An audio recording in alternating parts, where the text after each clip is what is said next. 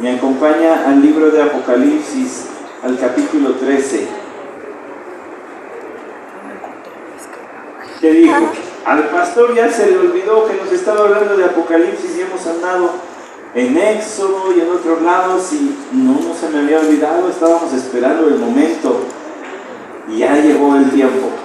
Vamos a adentrarnos nuevamente a este que es el último libro de la Biblia. Por cierto, es el último libro que fue escrito de todos los que tenemos, los 66 que tenemos en la Biblia.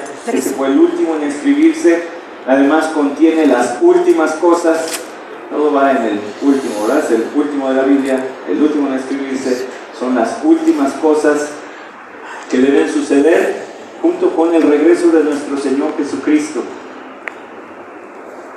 Es de Él de quien habla este libro. Y el capítulo al que yo les estoy conduciendo esta mañana, ay, muy amable, buena, muchas gracias.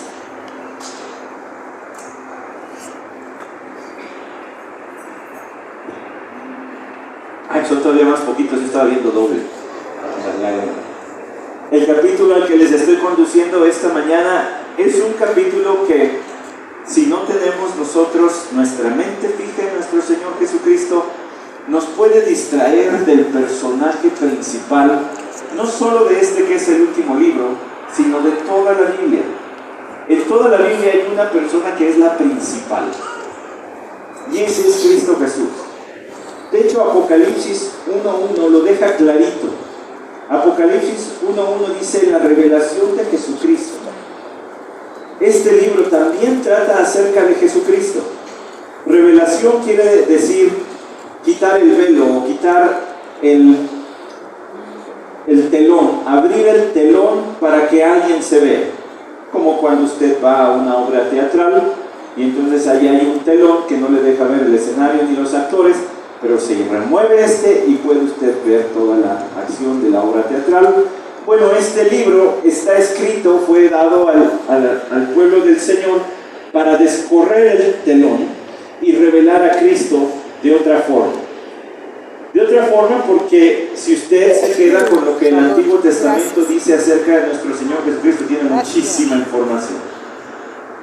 Todos los profetas lo hablaron de manera muy clarita, las menciones que de él hacen, pero también otros textos como narrativos de la Biblia, como el libro de Génesis, los libros históricos, también hablan de Cristo, pero está detrás de la trama que se desenvuelve.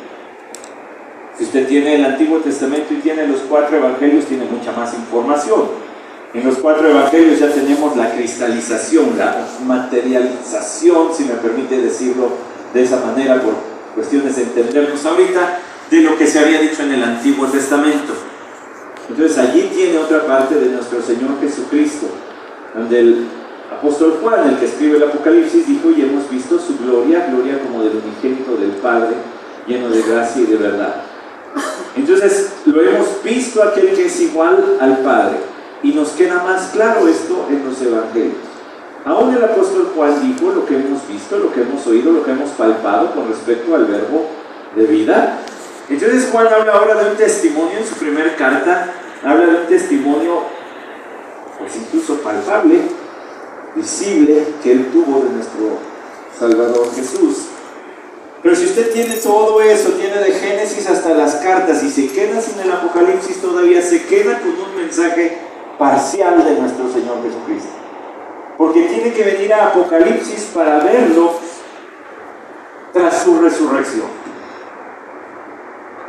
Tiene que verlo glorificado, tiene que verlo recibiendo toda la gloria, tiene que verlo recibiendo todo lo que Él merece de mano del Padre. Aquí están las naciones, aquí está el mundo, aquí está la autoridad, aquí está todo lo que es tuyo por derecho.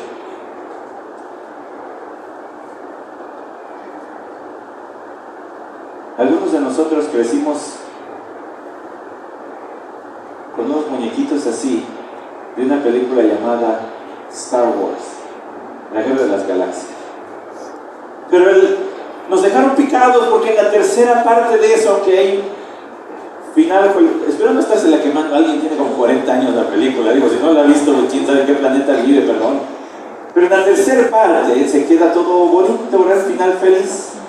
Pero el héroe, ya que por fin tiene todo el habilidades desarrolladas de caballero de su orden, pues desaparece. Y no hubo una cuarta parte que nos dejara verlo pues ya fuerte, desarrolladito y demás. Aquí sí les va un spoiler, hasta que llegaron unas series que grabaron hace poquito. Y entonces allí sí lo vemos por fin. Te pongo ese ejemplo porque si después del relato de los evangelios, el libro de los hechos y las cartas no se nos dijera nada más acerca de nuestro Señor, nos quedaríamos sin ver todo el despliegue de su poder, de su gloria, de sus atributos, como el santo y unigénito Hijo de Dios. Pero para eso está Apocalipsis. Entonces no pierda de vista que este libro habla de Jesucristo. Es la revelación de Jesucristo. Porque aunque hoy vamos a hablar del capítulo 13, sigue siendo parte de la revelación de Jesucristo. Entonces le invito, si usted tiene la oportunidad de ponerse de pie, a que lea el capítulo 13, versículos. Pues de hecho voy a leer todo el capítulo, aunque no lo vamos a ver todo hoy. Apocalipsis 13 dice: el dragón se paró sobre la arena del mar y vi que subía del mar una bestia que tenía 10 cuernos y 7 cabezas. En sus cuernos había 10 diademas y en sus cabezas había nombres blasfemos. La bestia que vi era semejante a un leopardo, sus pies eran como los de un oso y su boca como la boca de un león. Y el dragón le dio su poder, su trono y gran autoridad, y vi una de sus cabezas como herida de muerte, pero su herida mortal fue sanada. Y la tierra entera se maravilló y seguía tras la bestia, y adoraron al dragón porque había dado autoridad a la bestia, y adoraron a la bestia diciendo: ¿quién es semejante a la bestia? ¿Y quién puede luchar contra ella?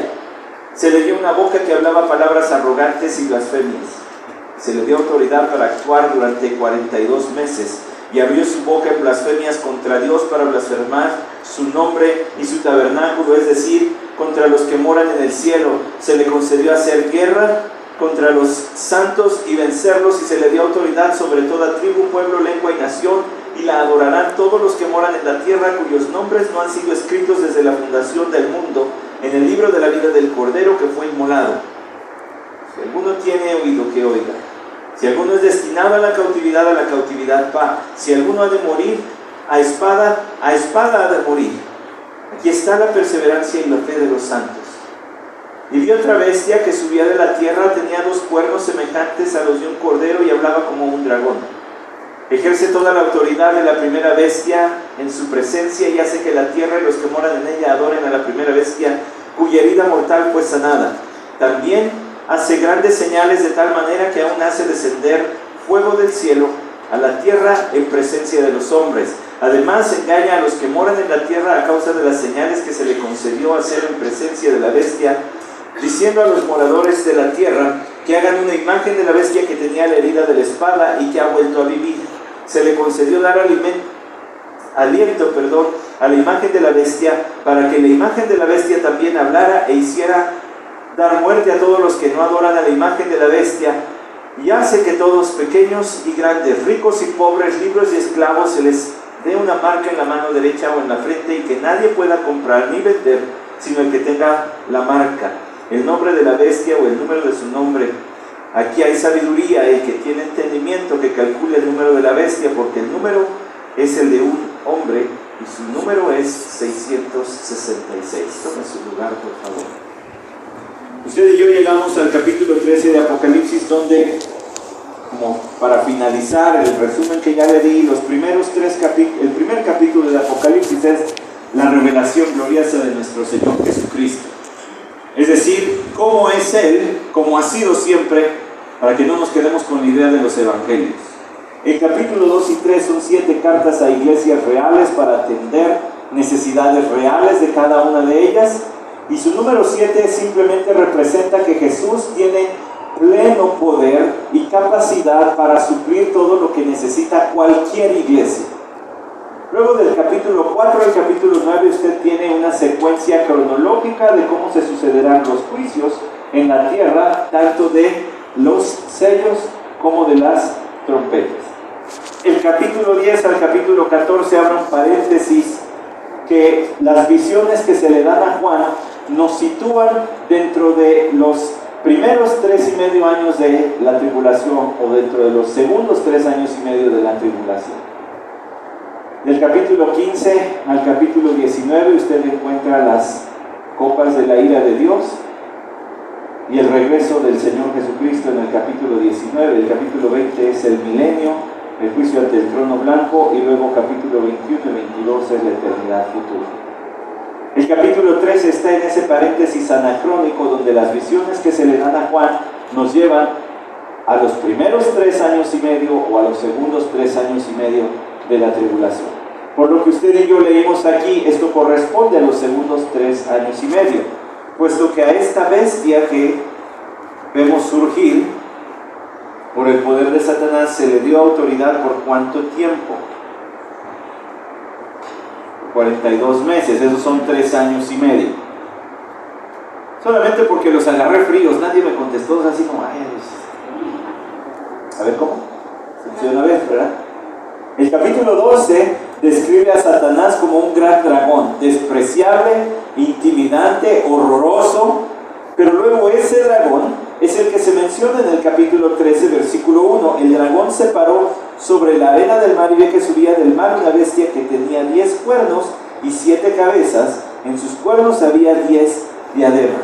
Note por favor esto, porque esta bestia, le voy a decir clarito quién es para que me vaya siguiendo con más facilidad. Esta bestia es el anticristo. El dragón es Satanás.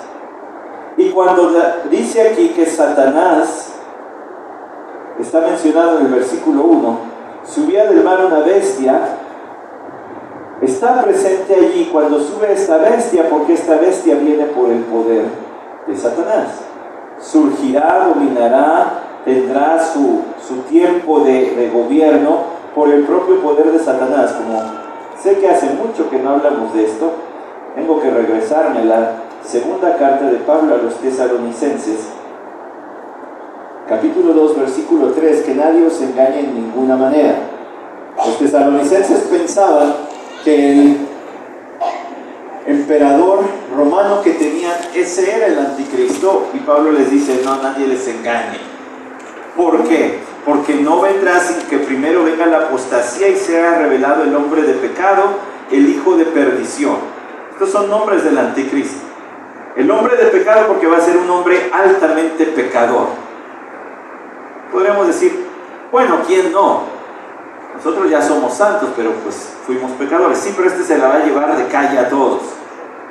Dice además, es hijo de perdición. Es una que vive en anarquía, sin ley, el cual se opone y se exalta sobre todo lo que se llama Dios o es objeto de culto. Esto quiere decir que cancelará todas las religiones del mundo para decir, ahora me adoran a mí. Se acabó el budismo, se acabó el islam, se acabó el cristianismo, estoy mencionando las más grandes, se acabó el catolicismo, se acabó todo, se acabó el culto a la muerte, se acabó todo, ahora me adoran a mí. Eso es lo que él va a hacer. Se va a presentar como si él fuera Dios, dice allí presentándose como si fuera Dios. ¿No os acordáis de que cuando yo todavía estaba con vosotros os decía esto, y vosotros sabéis lo que lo detiene por ahora para ser revelado a su debido tiempo? Porque el misterio de la iniquidad ya está en acción, solo que aquel que por ahora lo detiene lo hará hasta que él mismo sea quitado del medio. Hasta el día de hoy el Espíritu de Dios no permite la aparición de este hombre, pero a Satanás le encantaría que ya. Pero todavía no es tiempo. Aquí quien manda es Dios, no Satanás. Dice el versículo 8, y entonces será revelado este inicuo a quien el Señor matará con el espíritu de su boca y destruirá con el resplandor de su venida. Inicuo cuya venida, escuche esto, es conforme a la actividad de Satanás con todo poder y señales y prodigios mentirosos y con todo engaño de iniquidad para los que se pierden porque no recibieron el amor de la verdad para ser salvos. Este hombre vendrá por el poder de Satanás. Eso está representado en la visión de Juan en el capítulo 13, versículo 1. El hecho de que se mencione a Satanás allí, el dragón se paró sobre la arena, como para contemplar el ascenso de este hombre en el versículo una bestia que tenía 10 cuernos y 7 cabezas, es porque esto significa que Satanás es quien le está dando de su propio poder para engañar a las naciones. Me recuerdo, por ejemplo, lo que dice Génesis 22:17. De cierto, te bendeciré grandemente y multiplicaré en gran manera tu descendencia como las estrellas del cielo y como la arena a la orilla del mar. Para hablar de multitudes se llega a mencionar la arena del mar.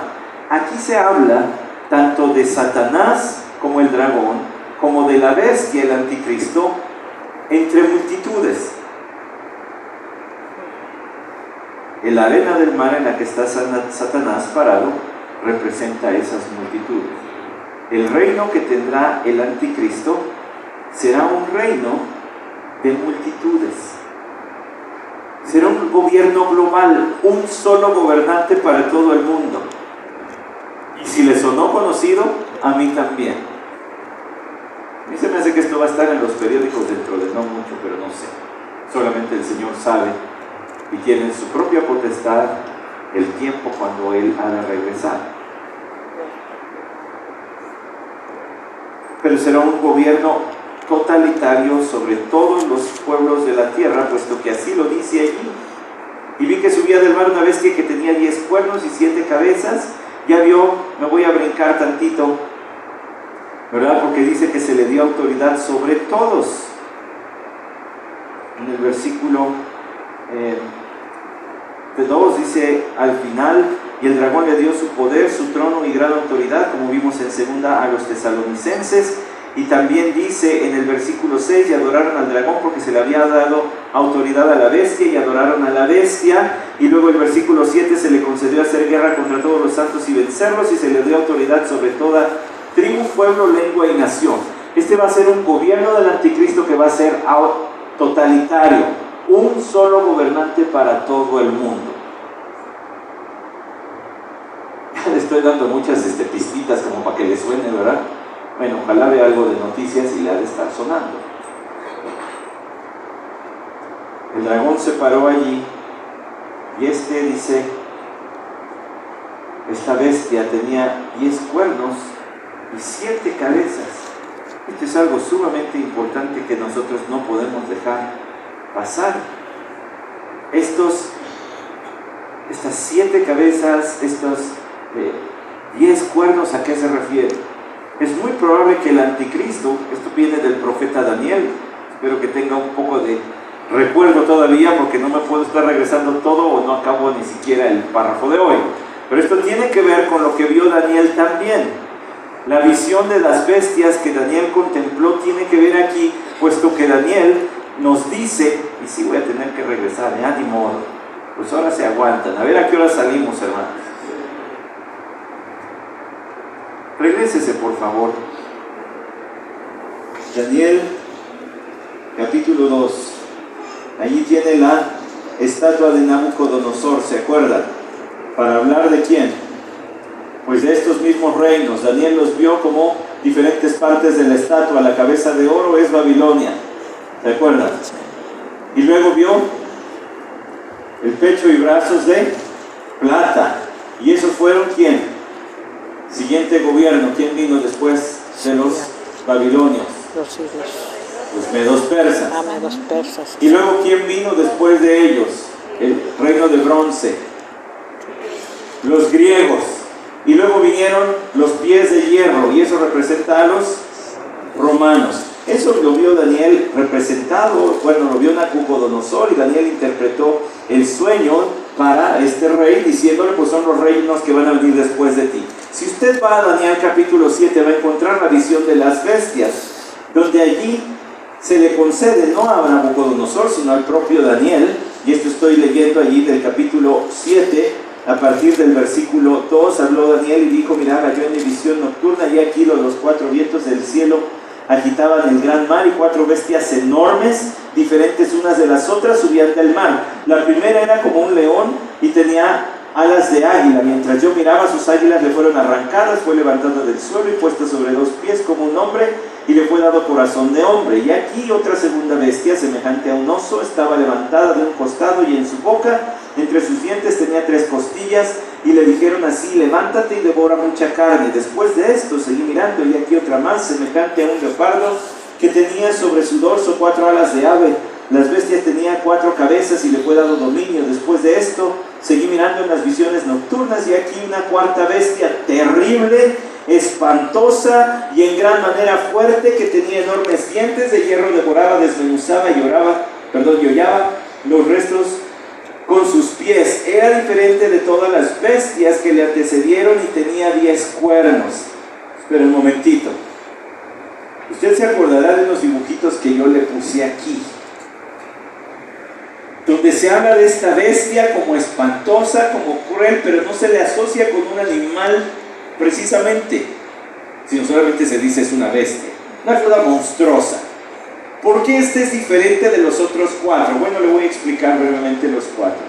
El león con alas representaba el reino babilonio, y aquella experiencia de Nabucodonosor, donde él fue tratado, hecho como un animal en Daniel capítulo 4, y luego le fue regresada su inteligencia y se comportó como hombre, está representado en que su reino avanzó rápido, conquistó rápido con las alas, pero luego le fue dada conciencia otra vez a Nabucodonosor, se puso de pie y le fue dado corazón de hombre. La segunda bestia, ¿cuál es?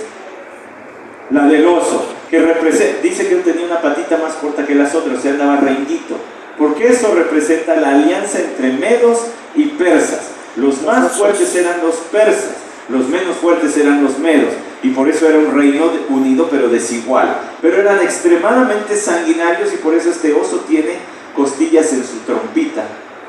¿Usted ha visto escenas del National Geographic donde un animal destroza a otro? Mi reina sufre con esos. Dice: ay, no, ya quítale. Digo: reina, pues sí los permite el Señor, ¿verdad? Pero la verdad es que sí es feíto ver al animal con el hocico ensangrentado de toda la sangre del otro y demás.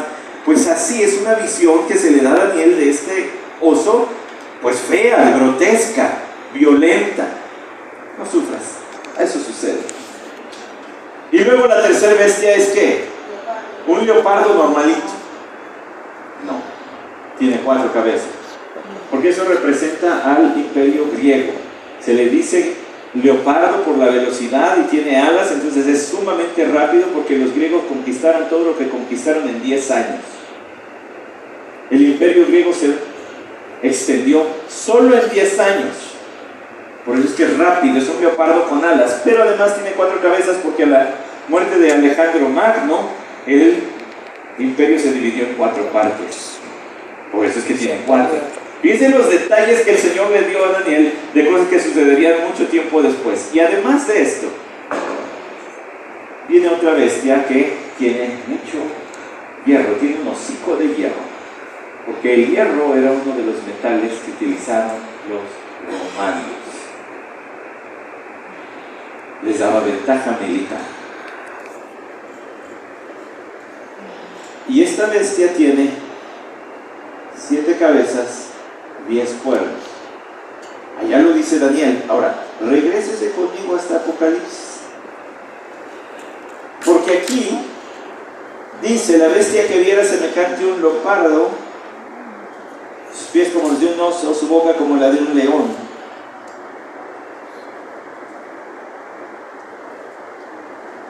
Daniel vio estas bestias en el siguiente orden: león, oso, leopardo.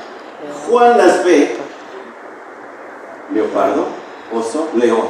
¿Por qué? Porque Daniel estaba viendo la historia hacia allá, hacia el futuro. Juan está viendo la historia hacia el pasado. Y está diciendo: este tiene todo el poder acumulado de aquellos imperios.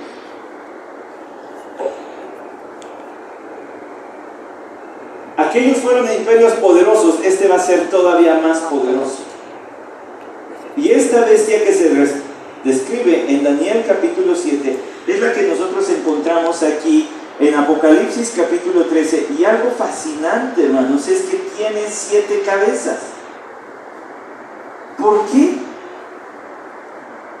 Es muy probable que esas 7 cabezas representen a los 7 imperios más grandes que ha visto la historia de la humanidad. Porque Porque aquí nada más hemos mencionado 4. Babilonia, Persia, medos, persas, griegos y romanos. Pero ¿dónde queda el imperio egipcio? ¿Dónde queda el imperio asirio? Pues ahí ya tenemos 6. Falta otro. ¿Cuál? Bueno, pues no le busque mucho. El del anticristo. Ahí están los 7.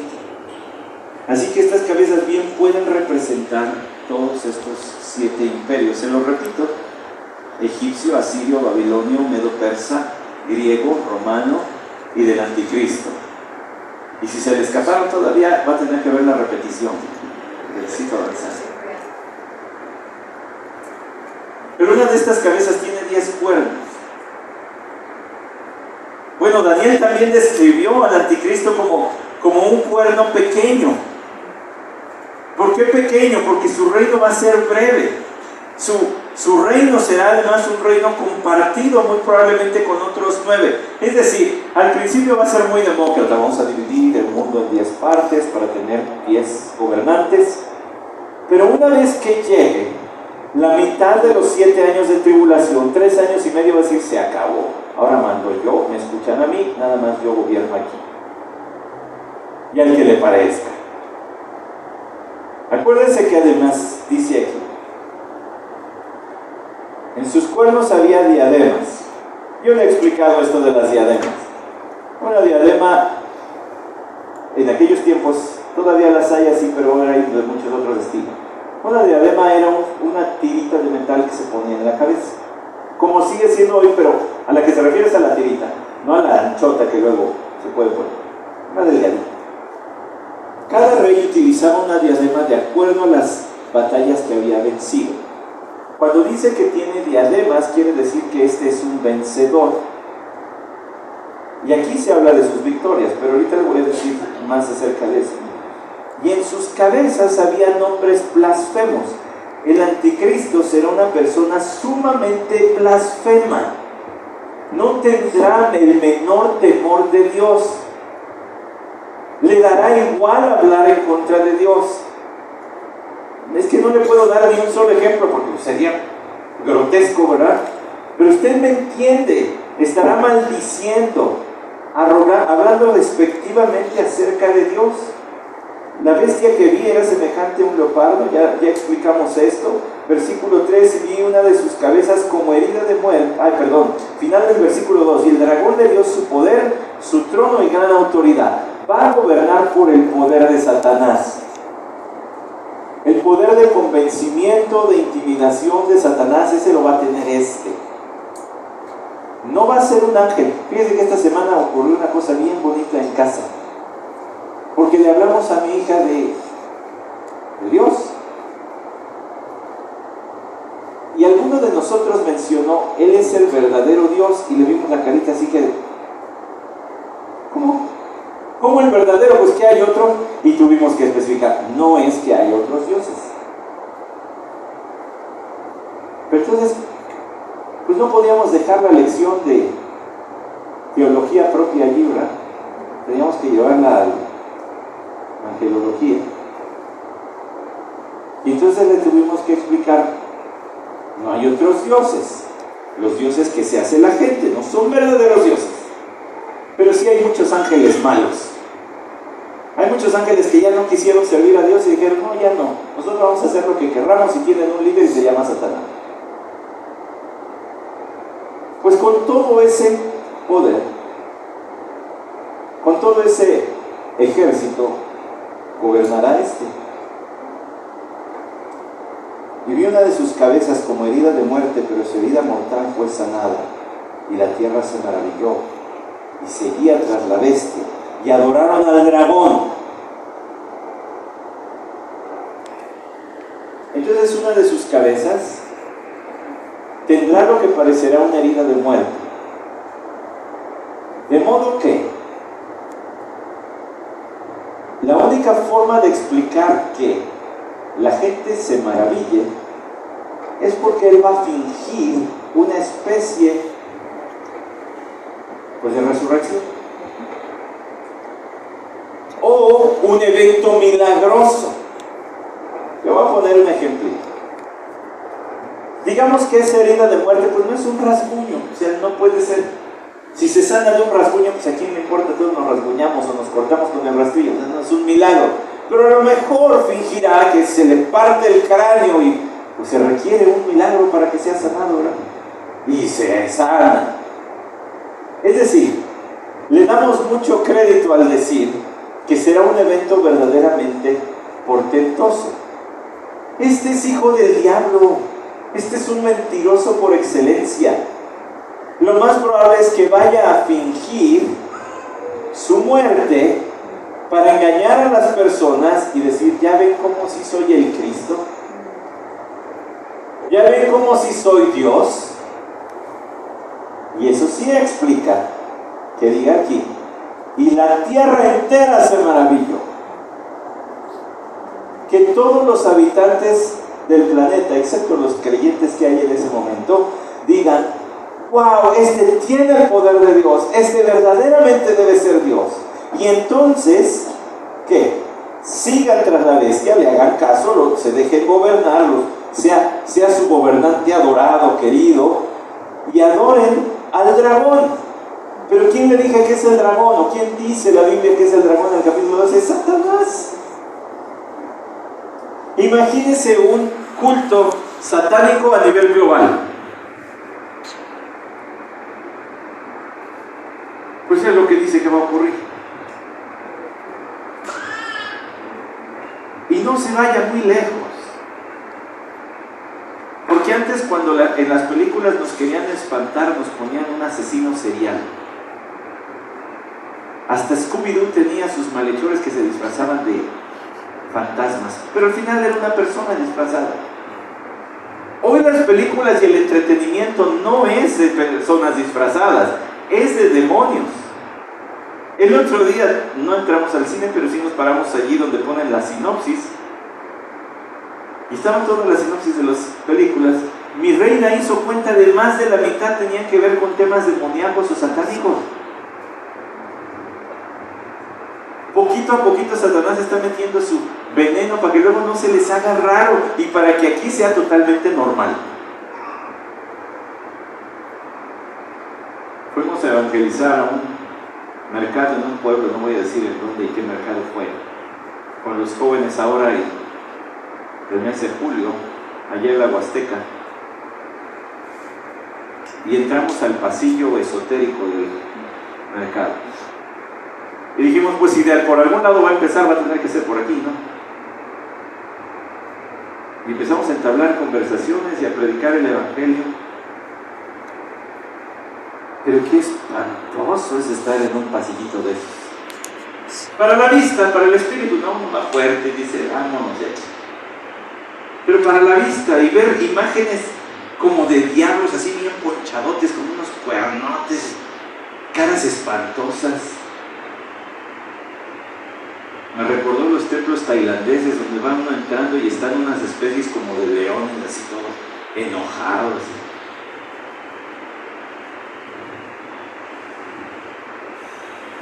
Imagínense tener que pararse y adorar esa cosa. O decirle al del puesto, ¿a cómo el chamuco hace? Sí.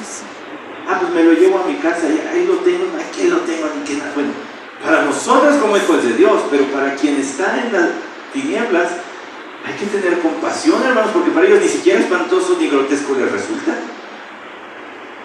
Pobre gente que está sin Cristo, que no le causa ni siquiera impacto ver esas cosas. No es para criticar, es para sentir compasión, que lo estoy mencionando. Y también porque lo estamos diciendo aquí, la gente adorará directamente a Satanás, adorarán al dragón porque él le dio, ¿qué dice allí? Le dio su autoridad, porque ha dado autoridad a la bestia y adoraron a la bestia, diciendo, y aquí se pone bueno, ¿quién es semejante a la bestia y quién puede luchar contra ella? Pues nada más hay que leer el capítulo 19 para ver quién puede luchar contra ella. Nada más hay que regresarse a 2 Tesalonicenses para ver que dice que el Señor destruirá este inicuo con el puro poder de su presencia. con el puro poder de su presencia, con todo ese poder acumulado de Satanás, así con lo despreciable y horroroso que lo pinta Juan aquí, Pablo dice, pero cuando Cristo venga se va a quedar petrificado. No va a saber ni por dónde empezar. Usted no le tenga miedo a Satanás y a los demonios, ore al Señor. Ore. Que andan allí, que no me interesa, que andan, a mí qué me importa, yo oro al Señor. Que se nota su actividad en la maldad, pues se nota, pero yo le oro al Señor. Y Él es más fuerte y cuando quiera va a poner fin a todo esto. Y entonces dice, se le dio una boca que hablaba palabras arrogantes y blasfemias y se le dio autoridad para actuar durante 42 meses. Regrésese otra vez a Daniel, pero ahora el capítulo 11. A partir de allí voy a leer del versículo 36. Daniel 11 dice así: el rey hará lo que le plazca. No está hablando del Señor, está hablando del anticristo. El rey hará lo que le plazca, se enaltecerá y se engrandecerá sobre todo Dios, lo que dice Pablo, y contra el Dios de los dioses dirá cosas horrendas. Él prosperará hasta que se haya acabado la indignación, porque lo que está decretado se cumplirá. No le importarán los dioses de sus padres ni el favorito de las mujeres. Tampoco le importará ningún otro dios, porque él se ensalzará sobre todos ellos. En su lugar honrará al Dios de las fortalezas, un Dios a quien sus padres no conocieron. Lo honrará con oro y plata, piedras preciosas y cosas de gran valor, y actuará contra la más fuerte de las fortalezas con la ayuda de un Dios extranjero. A los que lo reconozcan colmará de honores, los hará gobernar sobre muchos y repartirá la tierra por un precio. Es un hombre arrogante, blasfemo, que hace lo que quiere. Solo allí también Daniel, capítulo 7, dice en el versículo 19, ya habíamos andado aquí, pero vamos a regresar al 7:19 ahora. Entonces quise saber la verdad acerca de la cuarta bestia, que era diferente de todas las demás y en gran manera terrible, con sus dientes de hierro y sus garras de bronce, y que devoraba, desmenuzaba y hollaba los restos con sus pies.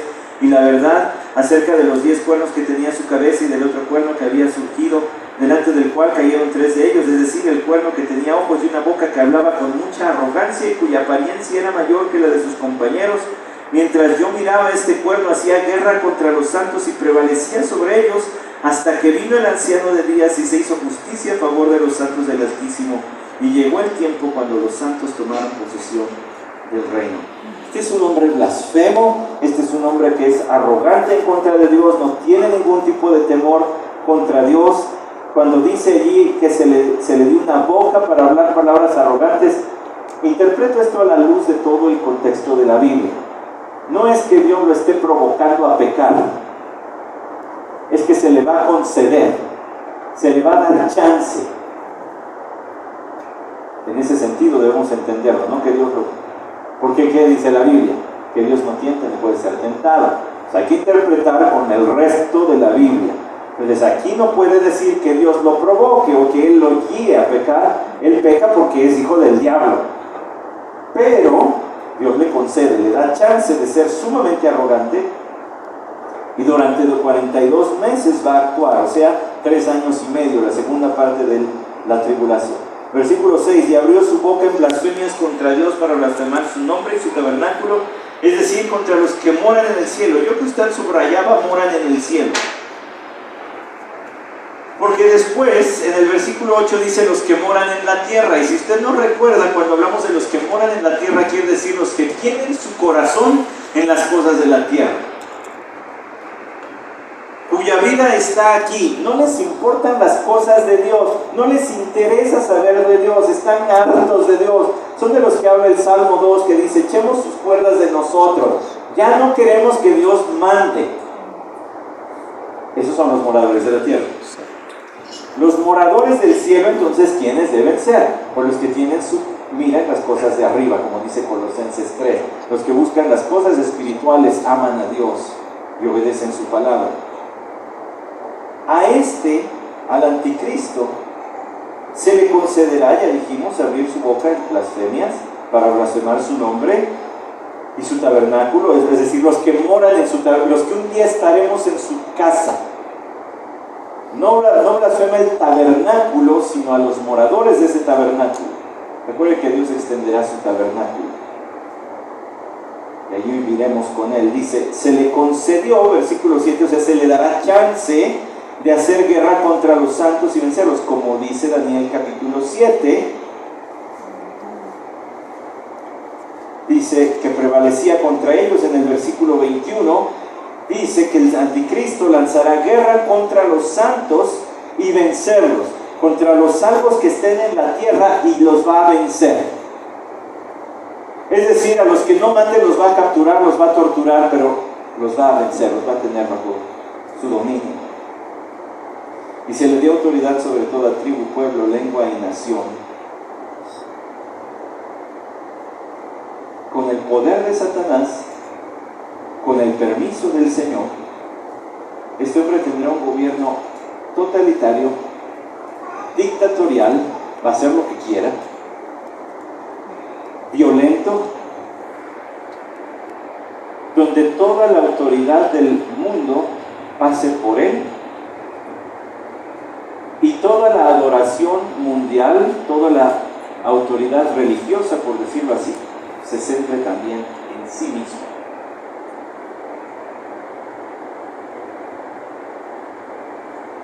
Y será adorado, por las buenas o por las malas. En el versículo 8, le adorarán todos los que moran en la tierra, cuyos nombres, espere, ponga, yo que estoy subrayado aquí otra vez, cuyos nombres no han sido escritos desde la fundación del mundo en el libro de la vida del Cordero que fue inmolado. O sea que aquí hay una certidumbre. ¿Quiénes son los que van a adorar a la bestia? Aquellos que no hayan sido escogidos para salvación. Por eso es que por este versículo y otros como este es que no cantamos aquel himno que dice: hay un nombre nuevo en la gloria, mío es, y los ángeles cantan la historia, salvo es el pecador. Hay un nombre nuevo en la gloria, mío es. No hay nombres nuevos escritos en el libro de la vida del Cordero. Esos nombres fueron escritos antes de la fundación del mundo. No se escriben, ya creyó, escríbele, Gabriel, échale nota. No, esos ya estaban escritos. Ya va sintiendo la seguridad. Usted fue amado desde antes de la fundación del mundo. Su lugar dentro de la gracia de Dios ya estaba antes de la fundación del mundo. No hay nada en esta vida que usted vaya a hacer que lleve a Dios a amarle más, ni tampoco algo que vaya a hacer que lleve a Dios a amarle menos. Y el siguiente versículo remata como pelota de golf esta idea. Si alguno tiene oído, que oiga. Si alguno es destinado a la cautividad va. Si alguno ha de morir espada, a espada ha de morir.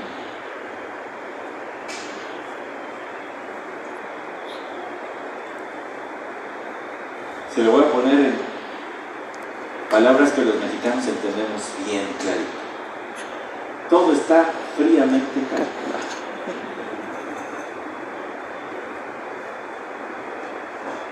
Todos hemos leído la teología de Roberto Gómez Bolaños y entendimos esa frase.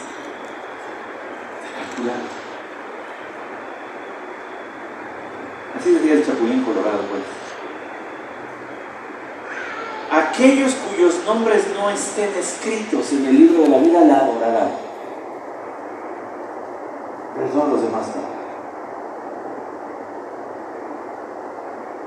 Es decir, sí va a haber quien se rebele contra él.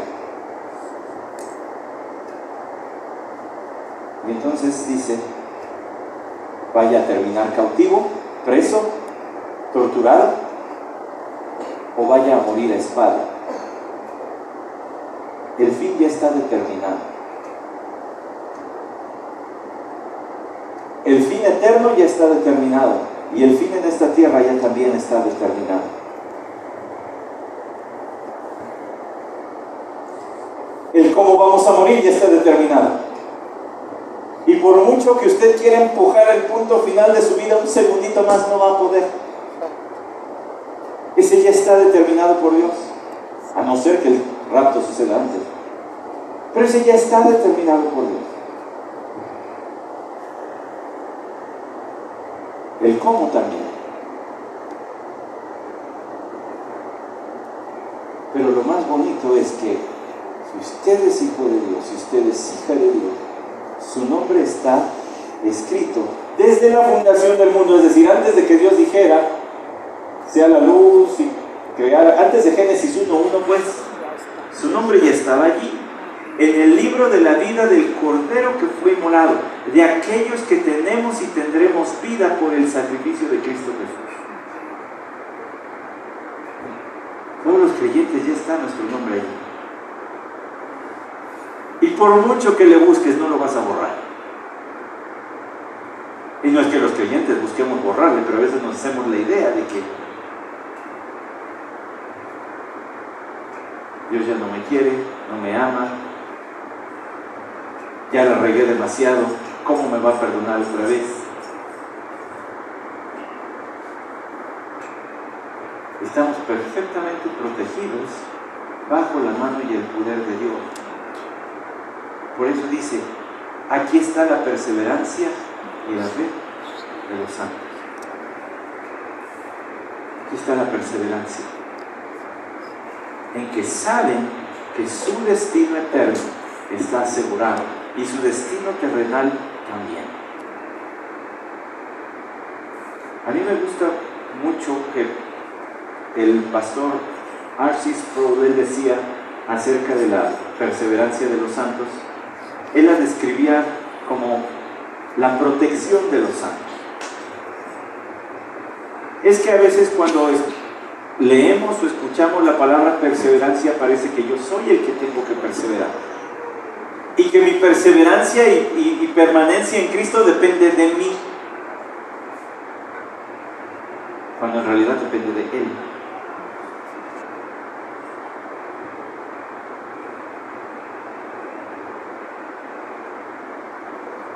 Nuestra fe está más segura que un palillo de dientes pegado a un mástil de un barco.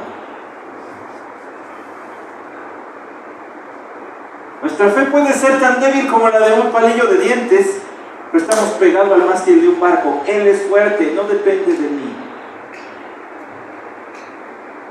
Y como le tengo que probar las cosas que digo aquí al frente, le voy a llevar solamente muy rápido a 3 textos. El primero de Pedro, capítulo 1. Pedro estaba escribiendo a cristianos perseguidos, masacrados por el Imperio Romano.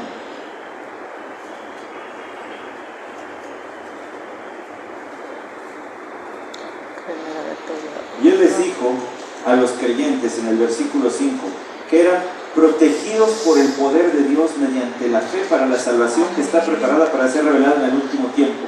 Es decir, todo creyente está protegido por el poder de Dios hasta que llegue a la consumación de su salvación, es decir, a la presencia de Dios.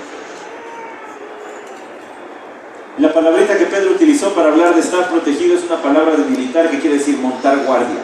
Pedro estaba diciendo, Dios monta guardia sobre sus almas. Están siendo masacrados, están siendo perseguidos, están corriendo de un pueblo al otro por causa del Imperio Romano, pero ¿qué creen? Dios los protege. El texto que usted tiene que ir conmigo es a Romanos capítulo 8. Romanos 8.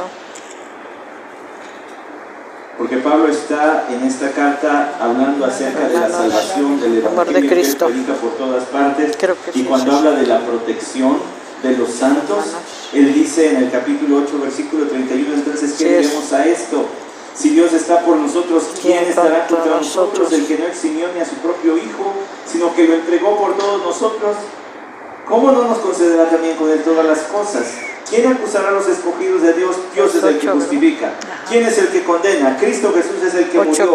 Sí, aún más, el que resucitó, el que además está a la diestra de Dios, el que también intercede por nosotros. ¿Quién nos separará del amor de Cristo? ¿Tribulación, o angustia, o persecución, o hambre, o desnudez, o peligro, o espada?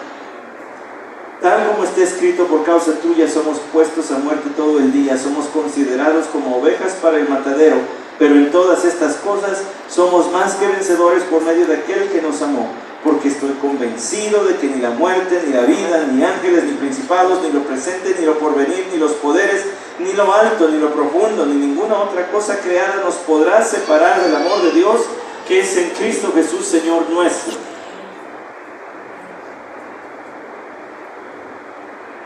Te callan que te quites. Totalmente seguros, protegidos por siempre. Amén. Y ahora déjeme llevarle un cuadro todavía más gráfico para finalizar. En Juan capítulo 10. Juan,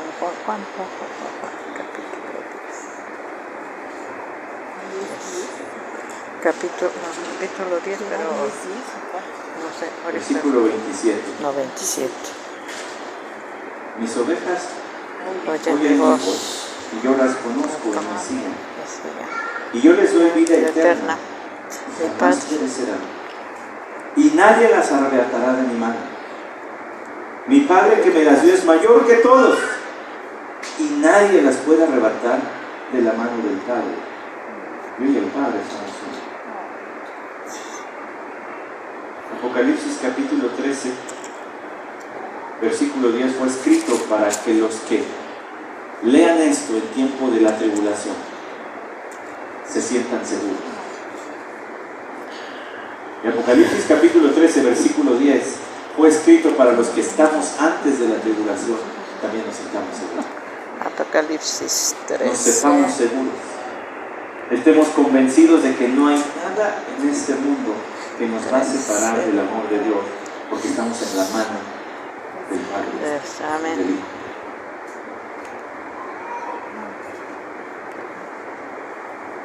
El mundo puede lanzarnos muchas cosas que nos hagan pensar que estamos fuera de su control y de su cuidado, pero estas palabras nunca se van a borrar, siguen siendo ciertas. Protegidos hasta la salvación Es final. Apocalipsis 10:13. Nada nos puede separar de su amor, Apocalipsis 13, y en su mano para siempre. 10. Padre, bendice tu palabra, de aquello para lo que le enviaste. Amén, Padre.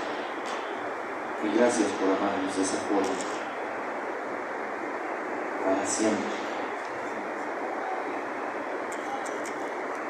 Estamos seguros en ti, y nada nos va a poder separar de tu amor, ni arrebatar de tu mano, porque tú guardas, tú montas guardia sobre nuestras almas.